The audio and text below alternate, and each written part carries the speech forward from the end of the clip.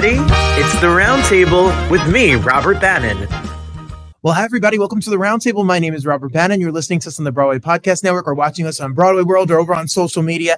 Look, we love films here. We don't just do Broadway. We love films. And no matter where you are, films are available to you. And we love films that are action, adventure, excitement, outdoors, something. Andrew's our guest, director extraordinaire. You have to understand, everybody. Lost on a Mountain in Maine. I was in Maine, and the only place I got lost was literally in a lobster shack eating lobster rolls. But I could imagine this film, and I'm excited for Andrew to tell us all about it. And it's produced by Sylvester Stallone, who knows a little something about amazing cinematography at its best. Andrew, come on down to the round table. Thanks for having me. I also was lost in Maine, but the thing that I lost was not weight. I gained weight eating all the lobster rolls. The opposite of version. Yes, I hear that. I completely understand. Did you film this movie? Where did you film the movie? So we filmed some of it in upstate New York in the Catskills because, tax incentives, boring stuff. But we shot a whole lot of it in Maine as well, including hiking the actual titular mountain with like 60-pound backpacks, like all that jazz in a storm, no less, and hanging out of a helicopter, shooting aerials, super fun. The movie's very immersive and very visceral. And I think everybody will love it, but Mainers will really love it. Well, what is fascinating about the story is it's inspired by a true story about a 12-year-old boy who got separated from his family. And a storm comes and they have to, literally, he's lost in the woods for 9 days. 9 days barefoot, which happens on the first day. He loses his shoes and he walks over 80 miles to his salvation, essentially. Spoiler alert, but, it is meant to be like a hopeful, PG rated family movie. So he does make it out in the end, but the whole journey of him getting there is what counts in this movie, because it's ultimately a movie about a father and a son who are butting heads and they don't understand each other. And over the course of the film, they come to terms, and it's really beautiful. It's wonderful. Okay, so I have questions about this idea. Firstly, the story is fascinating to me because this is what movies are made of. Andrew, if I went camping, I would get lost and go hungry, with a McDonald's down the road, because this is not my world. I'm born in New Jersey. I live a mile from New York City. I'm a teacher. Roughing it is me in my classroom right now. Never mind out in the wilderness. Filming, the story is amazing, but then you had to go film and actually go to the mountain and the locations that this took place. Was it scary? Was it beautiful? Was it all of the above? For me, no. I'm sure some of the crew are wearing bed nets the entire time because of the bugs. I was born and raised in Madagascar, the lemur country. And so I was used to waking up and there's a cockroach on your face and it's always humid and all this terrible stuff. So for me, this was not, the shooting in the wilderness was the easy part. I relished it every day. Now, yeah, I was up to my neck in water. And, as a director, you're sort of the leader. And we had, the entire crew, I had to ask them to do that as well. Let's be in our necks up to water. And we're shooting this river scene. And so it was challenging in that sense. But I think we had a great time. And the entire experience felt like summer camp in a way. Well, your story in of itself is a movie. Because you literally, growing up in Madagascar in the 80s and talking about the love of movies and movies, reading a little bit about you. And then your career and your dramas like Tater Tot and Patton and Destroyer with Alan Ruck, who is as brilliant of an actor as... He's a great human, too. He's brilliant. And then you do something like Lost on a Mountain in Maine. How do these projects come to you? And do they get pitched to you? Do you look for how does Lost on a Mountain in Maine come to Andrew?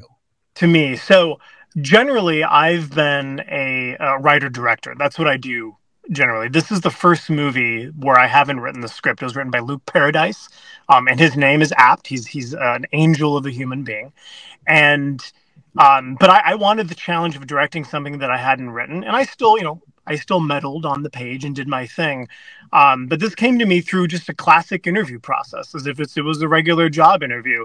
And I interviewed over the course of 3 months over a summer. And my final interview was being flown to Maine on a private jet and having to hike the mountain. That was my final test. And thank God I'm a long distance runner, so I have like the endurance thing down. I was able to make it, and I literally got my deal memo like a week later. So that was the job interview for this movie. It's like American Ninja Warrior or Survivor, like the director edition. Wait. Okay. Yeah, I think they needed to know, like, oh, this person's not just going to sit in a chair and like direct behind a monitor, but they're going to be in the thick of it.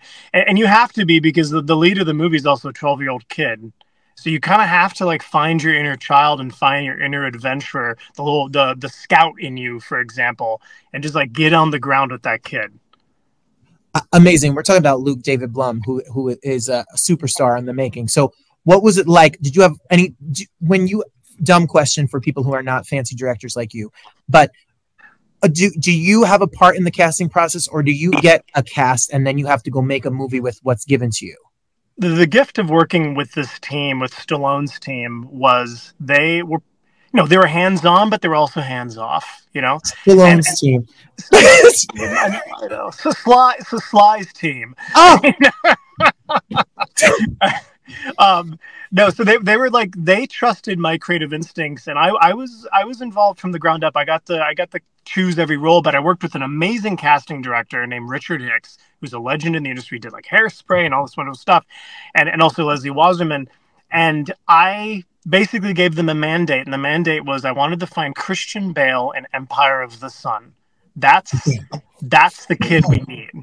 And they went out, and we auditioned almost 150 kids, I believe, for that lead role, and they narrowed it down to like the creme de la creme. And then I went in and talked to all of them. I saw their auditions. I Zoomed with the kids. And Luke just, I don't know, we got along just intrinsically, even though it was over Zoom. I could tell he was a good egg. He laughed at my fart jokes. I want to see, like, do they think I'm, because the director, we have egos. So we need, like, do they think I'm funny? Because that's like all I care about. Are they going to laugh at my jokes? So, I used some sophomore humor to kind of lure him in and everything. But I could tell that he just had the chops. He had the instinct to play this role, a role that was going to be a kid in the wilderness, and the audience is going to be alone with him for a long time. And he has to be interesting to look at and be compelling. And Luke he brought it every day. Still a 12-year-old, now we think he's like 15 and he's a heartthrob, but he was a 12-year-old and he was still a kid. But when I called action, he became the most subtle, interesting performer you could imagine. So you're right. He's going to be a star. Well, he's going to be a star because your movie, which comes out November 1st in theaters, everybody. And it's probably something, Andrew, that you need to see. I love on demand and I love streaming because we could watch everything, but you need the big screen. You need the sound. You need the immersive, like I'm in the mountain in Maine. This movie was made for the cinema. Every director says that because that's our goal, right? Like, but this was made for that. This is a wilderness film.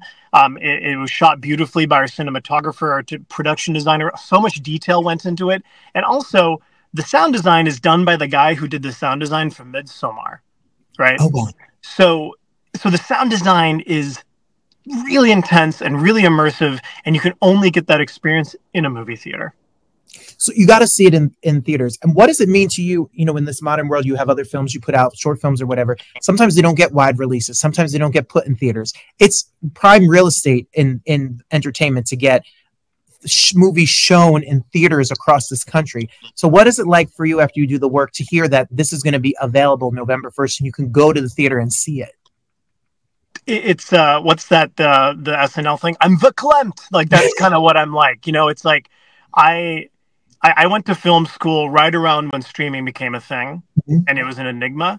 And I was almost terrified, like, wait, am I just going to be making movies for streamers? And not that's a bad thing. Like, a lot of great art is done on streaming, and I will be happy to continue to work for a streamer. But I wanted to make movies for that dark room where people can go in who don't know each other and have a collective experience. And this movie is made for that. This movie is to bring people together, to kind of like, my first movie I ever saw was E.T. And that was the movie that kind of put me on this direction of where I'm at now. And I want this movie to inspire people that way. And the only way you do that is in the theater. So for me, yeah, it's a huge milestone. And I hope to continue to make bigger movies that people will enjoy in a dark room together. Yes, I love it. I miss it. I want popcorn and a big giant soda and Sour Patch Kids or whatever you like. Go see Sour the film. Patch Kids, yes, or hot tamales. That's like my other vice. Okay, you know what I like about a hot tamale? You can get them at the Dollar Tree, and they're only $1.25. And you can sneak them in.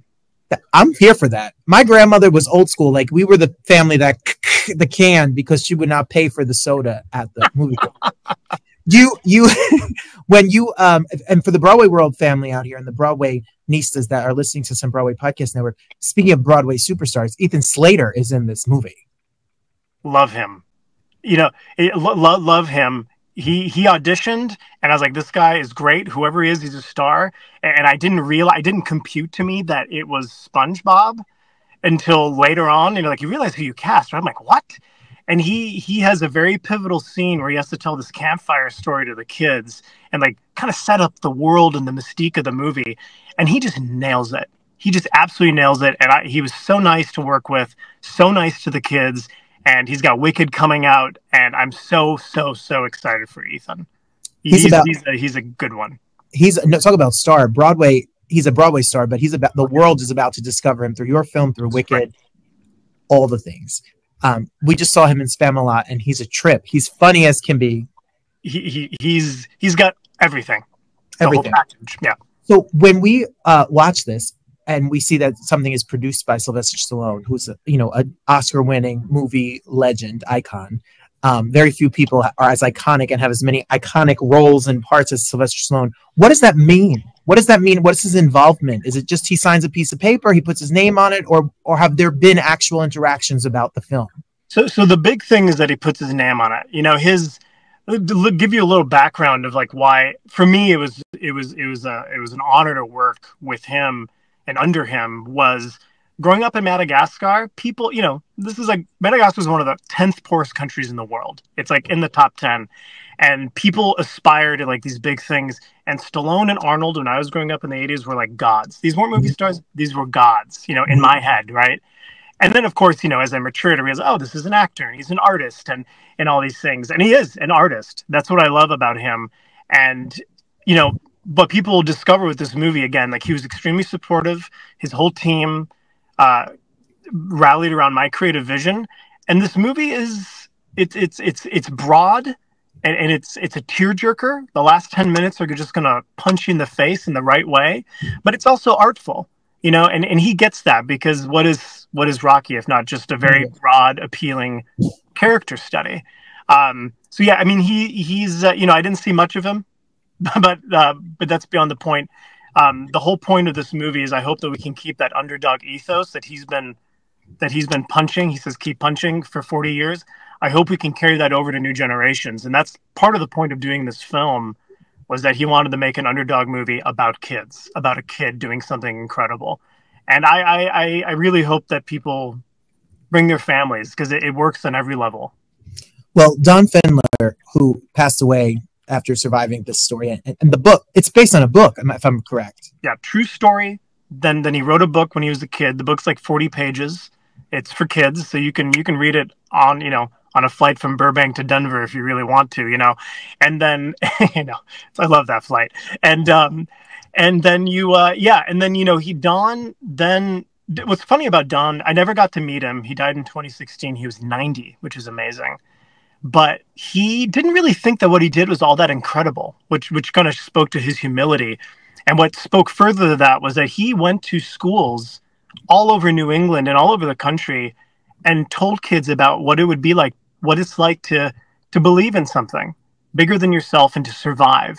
And you said like, oh, you could never survive in the wild. You'd look for the closest McDonald's. I don't believe that, because I believe that part of the point of this movie is when you are up against the wall, what are the things that are most important to you are the things that are going to help you push through. And in this particular case, it's his family. It's a belief in something higher, whether that's God or just whatever it is. It pushed him to the next level. I believe you might be like, I need that lobster roll, and that's what keeps you surviving for 10 days. The human spirit is incredible. Exactly. It's about the triumph of the human spirit. And Andrew, that's your life as well. And that somebody can come from Madagascar and watch films, and then all of a sudden have a film across this country produced by Sylvester Stallone, in theaters nationwide on November 1st. Everybody see it. Lost on a Mountain in Maine, and you could find the trailer on YouTube so you can be ready to go for this. With this incredible cast and everything will be out and about. We can go to the website, right, and get more information, see where we're going to see this film? Go to the website, go to Instagram, Facebook, all those things. Follow me on Instagram if you want. We'll have all the info out there, and just take your family to the movies. I will be following, and everyone below, you can look below in this when you're listening to us or watching us, and all of the links will be below us so you can see it and check it out and bring your family and go see the movies. And then I'm going to DM Andrew on Instagram my 30-second dramatic monologue for his next film. Yes, please. I want to. You better do that. I want to see that. Okay, it might be a Taco Bell commercial or something. I haven't dusted off a monologue in a long time, Andrew. We're excited. Congratulations. We can't wait to see this movie. We'll be there opening weekend, and we hope everybody out here will be too. Thanks for spending time with us today. Thank you so much.